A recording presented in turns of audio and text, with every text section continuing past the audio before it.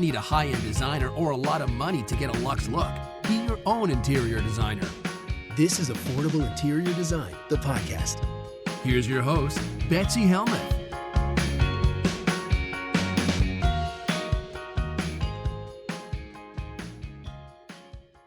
Hi, everyone. Happy December. Can you believe it? I know people often say that time flies, that the time between Thanksgiving and Christmas is just wild and a blur and super fast. But this year, it really feels like that's on overdrive. I cannot believe how the days are zooming by. And it's a little overwhelming. Are you guys overwhelmed? I'm overwhelmed.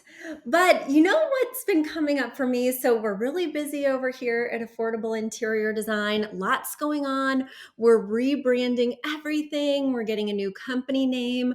The podcast name will shift only slightly. So keep an eye open for these changes. But it's all in a day's work as an entrepreneur because I'm constantly thinking goals. So I know that typically we wait another month to think about goals, right? Like typically as a collective community, January is goal time. But as an entrepreneur, I have goals every week. I have goals every month.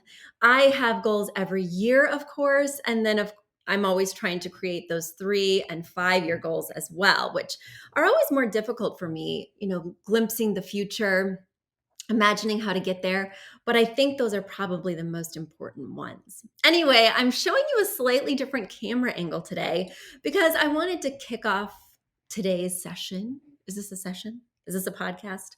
Whatever this is, I wanted to kick it off with a little talk about goals because it's what's on my mind. As I'm over here grinding, it's what is just coming up for me. So as you can see behind me, if you're watching on YouTube, I have my usual background with the gallery wall of our work here at my storefront, but I recently rearranged my office because that's how I get my kicks. Whenever things are feeling stale, whenever I'm needing a fresh point of view, I just rearrange my office. So I moved my big laminated sheet with all of my monthly huge goals over there. You can see it on that wall underneath the clock if you're watching on YouTube. And each month, I chart out what my major goal will be. I do it at the beginning of the year. So I created this big laminated thing in January. And as you know, sort of the course of what you're thinking over a year changes and shifts. But I feel really successful if at least 3/4 of the goals are reached. And in the months where the goals are not reached, I've adjusted for a different goal.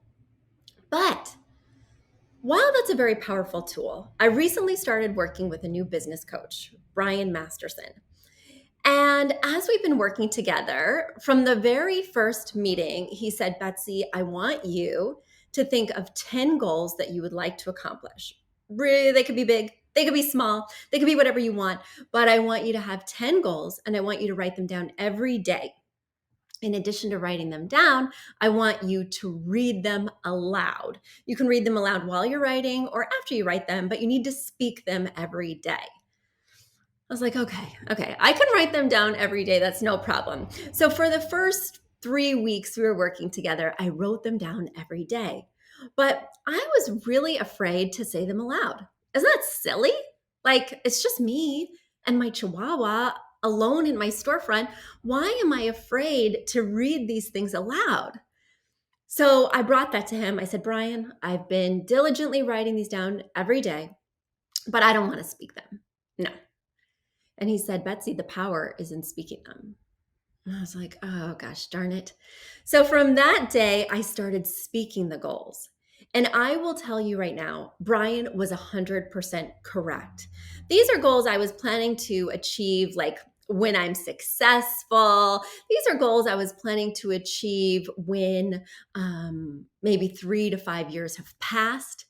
And now, after having them in my face every day, having them on the tip of my tongue every day, I am accomplishing 5 of the 10 goals before the end of this year.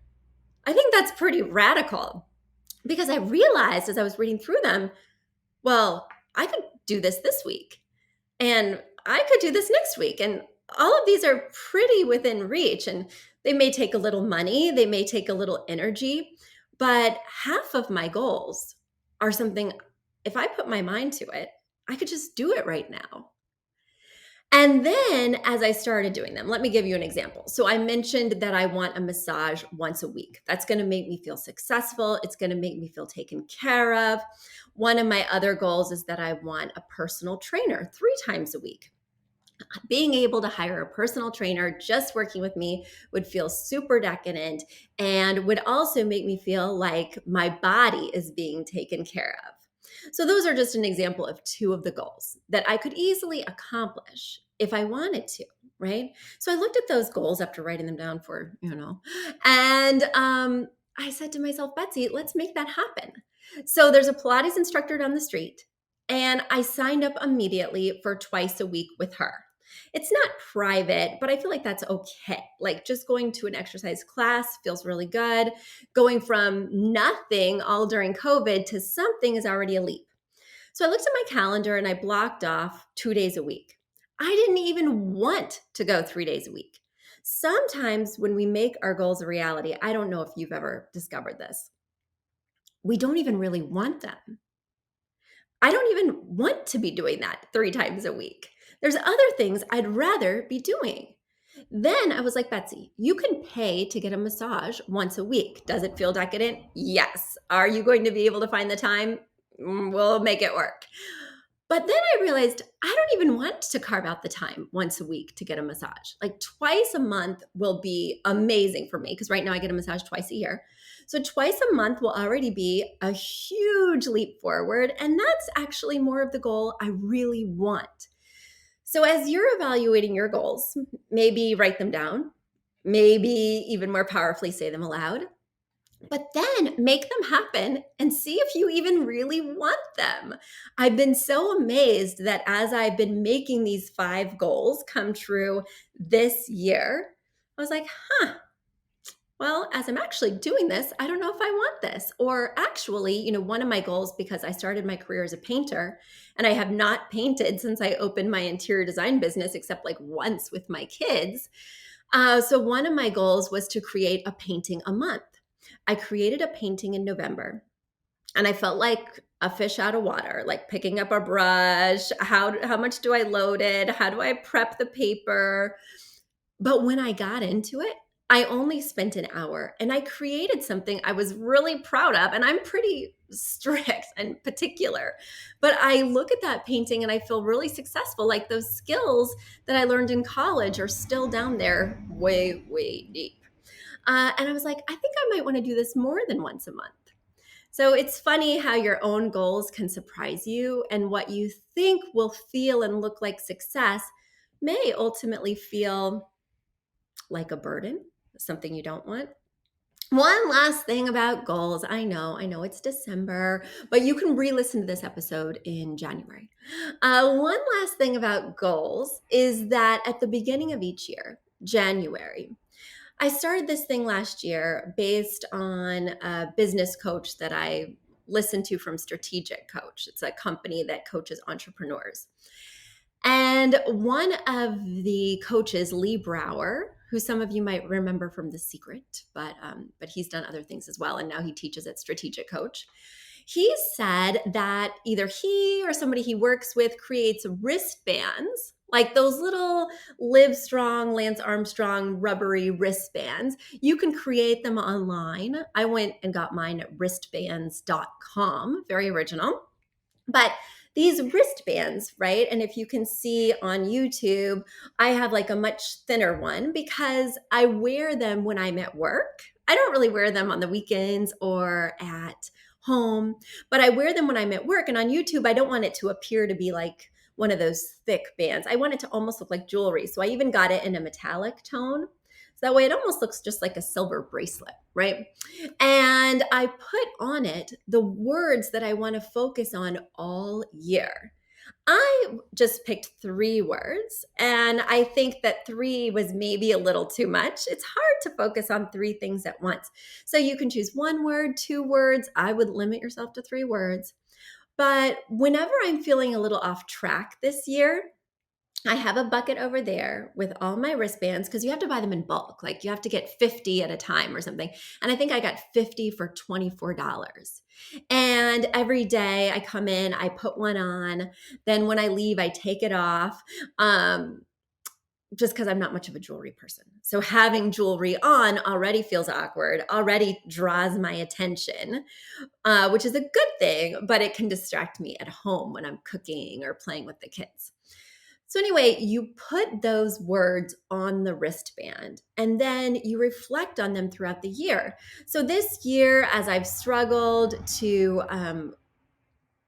find a house, that's really been, I think, one of my core struggles this year is deciding where we're going to live and what that's going to look like. As I've made business decisions, as I've made personal decisions about where I'm going to vacation, when I'm going to vacation, how long I'm going to vacation, I look to my wristband and say, are these decisions in line with the words I put out there? And is there something that these words from this wristband could tell me about what path I should choose?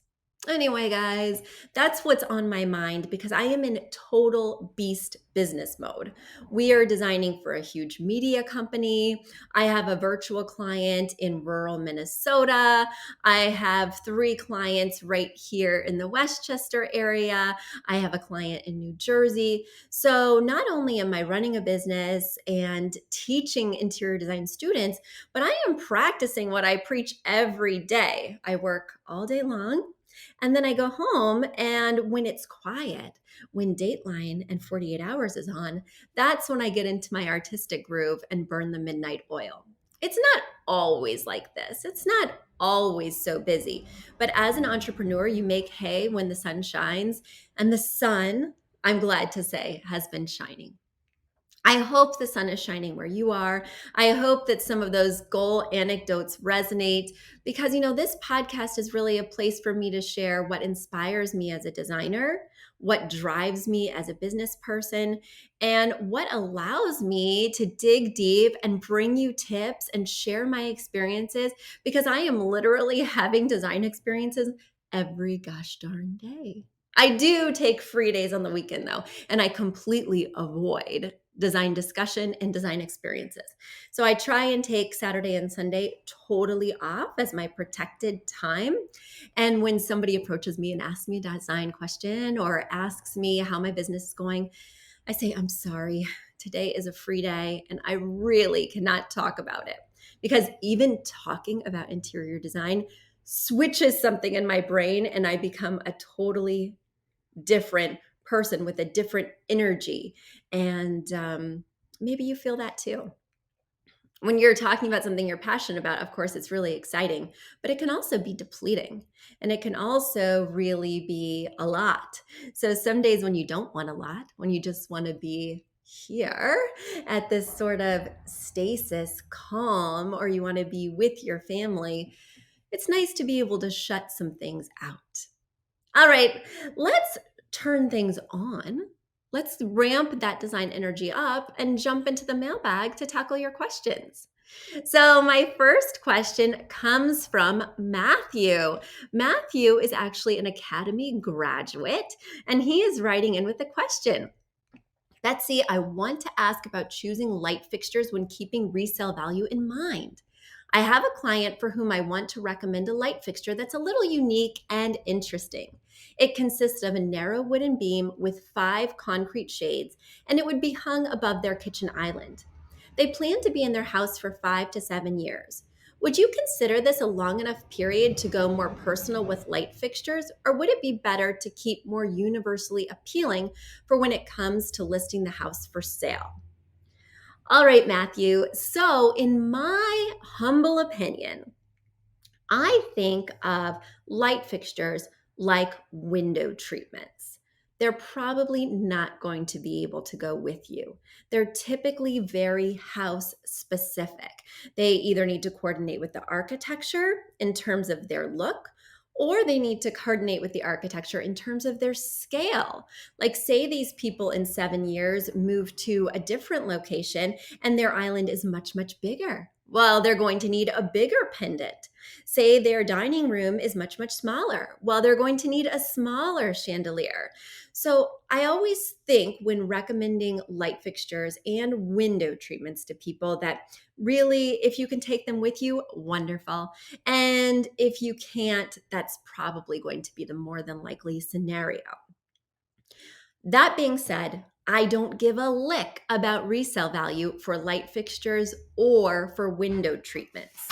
With light fixtures and window treatments, you want the value. Sorry, guys, for those of you who just saw on YouTube, I have to wave because people walk by, and that was the friendly mailman. He's so nice.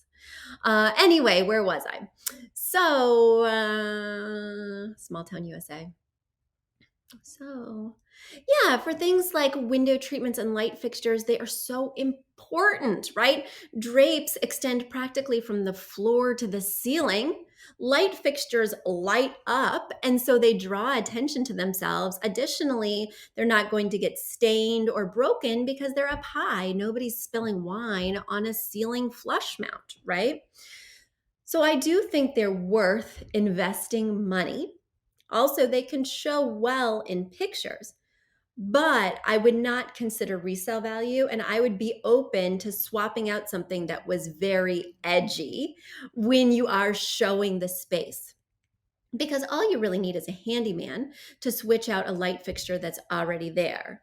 All you really need is, a ladder to switch out a drape that's already there. So, for instance, in my dining room, I have very bold paisley drapes that have every color of the rainbow except for teal and purple. And teal's not even in the rainbow, but work with me here, right? They are very vibrant, very colorful, and they are not going to be to most people's tastes. I will share a picture of them on YouTube. But yes, they came from Pier 1 and I absolutely love them, but they are a very shiny paisley. And then I have this light fixture that is a knockoff of famous design that is glass. So the framework is kind of an upside down triangle, right, with the point towards the table. But the actual fixture are all these glass discs that are in an opaque sort of milk glass white.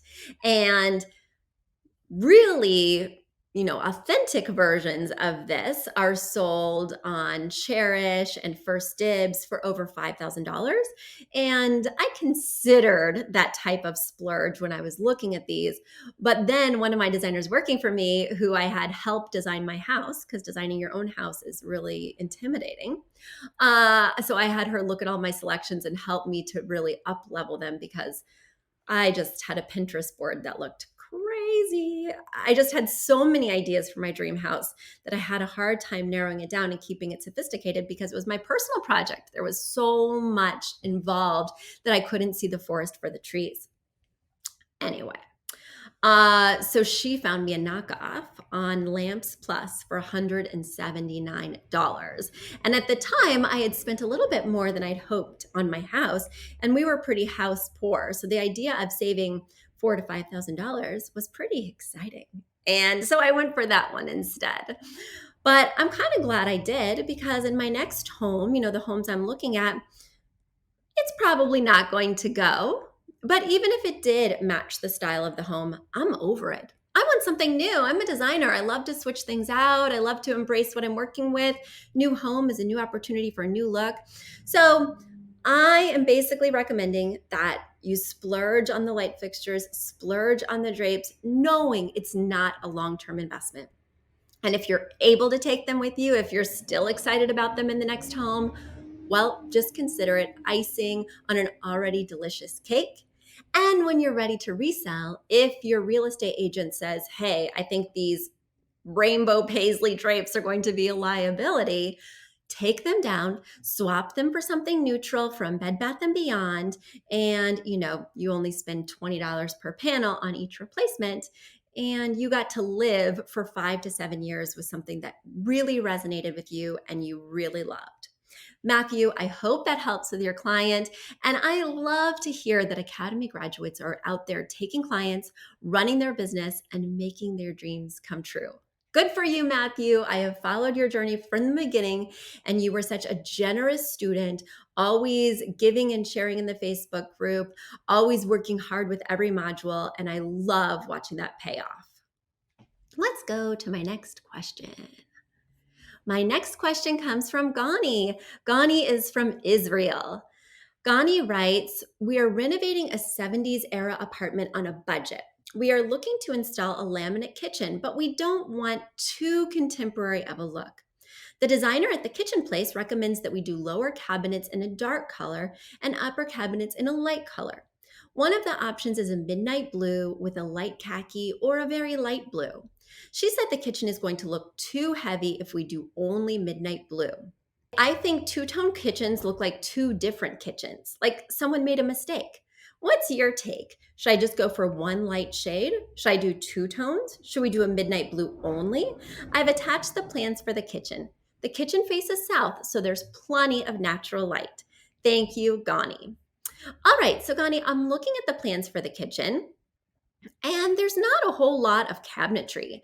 So I'm not worried about this looking too dark. I do like two-toned kitchens personally, and I go along with the kitchen designer in recommending that you do the lighter color at the top and the darker color at the bottom. I feel like two-tone kitchens are pretty trendy. I feel like in 10 years, people are going to see a two-tone kitchen and be like, oh my gosh, that was so 2021. Remember during COVID when we did two-tone kitchens? And I also think blue cabinetry is having a moment right now that's potentially not going to be a lasting trend, right? Something that may be more of a flash in the pan. A lot of people are doing navy or dark blue cabinetry on the bottom or for their center island, and then doing like a gray cabinet on bottom and doing like a white cabinet on top, right? So the island is the color and the rest of the cabinetry is gray on the bottom, white on the top. That's a common theme that I'm seeing as well. If it totally floats your boat, go for it. Like if it's not trendy to you, if it's going to feel awesome to you, do that and do it with confidence because you get tons of natural light. But if personally you feel like two-tone kitchens are not good looking, if you feel like they don't look cohesive or they look like they came from two different worlds, then don't do it. Because making these renovation choices is expensive and it's not something that you want to do again for 10 to 15 years. After 10 to 15 years, no matter what you've done, it's going to look dated. So make the choice you want, bearing in mind that it is a big investment. And I don't just think about the cabinets when I'm designing a kitchen. I also want to have the complete design schematic ready for me because each decision impacts the other. So what I mean by complete design schematic is you're going to want to choose your backsplash, your countertop, and your flooring. Also, if there's paint, you're going to want to consider that as well as the appliances. And so I don't make any one choice without thinking holistically. And also, you want to think about what this kitchen opens up into. If it's an open living dining concept, and then you can see the kitchen from the dining area and from the living room, if you do choose to use a lot of midnight blue, you better be bringing that color around to the other rooms. If you don't plan on bringing any dark blue to the other areas, then I wouldn't recommend using it prominently in the kitchen if it's open to those areas. So again, you don't think about renovation choices one by one. You think about the entire space. In fact, if you want to go off the deep end, as I like to do, I even look at the bathrooms. Now, of course, the bathrooms do not need to coordinate with the kitchen, but everything architecturally needs to look like it came from the same universe. It needs to look like it came from the same time period. It needs to look like it was considered by the same person who had a singular vision for the entire home, but expressed that vision in different ways throughout the space. So when I create a vignette for the kitchen, I either ask my clients, are you happy with your bathrooms? Can I see your bathrooms? Or let's design the bathrooms at the same time if that's a project you're going to do in the next 1 to 3 years. So that way we can ensure that everything is on the same page. That is particularly important for resale value as people are looking through your home, because even if everything looks a little bit dated, at least it will look homogeneous. If you do everything at a different time from a different point of view, things are not only going to look dated, they're going to look mismatched and problematic. So, Gonie, I hope that helped. Making renovation choices has a ripple effect, as Matthew pointed out. You need to think about resale if you're going to be selling before that 10-year mark. Ask yourself some tough questions and make your own dreams come true, because so much time, energy, money, and discombobulation is on the line that you want to make it worth it for yourself. You want to go home and be like, wow, I love this. So I would recommend you don't do two-tone kitchens if you don't like them. I like them, but you're not making my dreams come true. You're making your dreams come true. Guys, whether you're working with goals or renovations or light fixtures, make some dreams come true. Some things are worth the investment of time, energy, and money, even if they're not for the long haul. Bear that in mind and have a wonderful winter week. A big thank you to Aton and the Embassy, who wrote our theme song. A shout out to Catherine Heller, who owns the podcast shop and is our editor extraordinaire. We also want to thank Ginny Sunasan and her team at the Savvy Podcast Agency for their help with our social, our YouTube channel, and so much more. We also want to thank Uploft, which is our parent company who supports this podcast. And lastly, we owe a huge debt of gratitude to you. Thank you so much for tuning in and for all your support.